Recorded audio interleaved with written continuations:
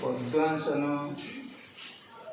प्रथमे दुई गोड़ को लंबाई बसिब तापरे दक्षिण गोड़ को आनी बाम जंघ उपरे रखिब तापरे बाम पाद को आनी दक्षिण जंघ उपरे रखिब तापरे दुई हाथ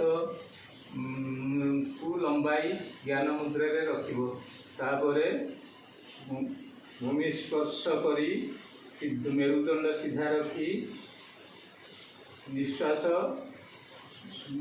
सूक्ष्म निश्वास जोर से नब।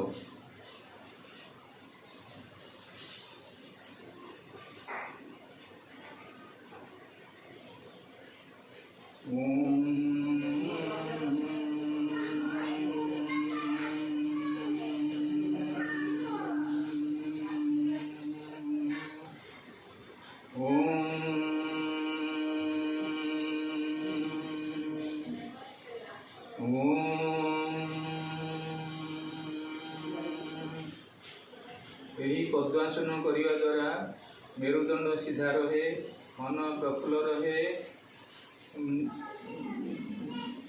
देह सुस्थ रहे, मेमोरी पावर अधिक सुदृढ़ हुए।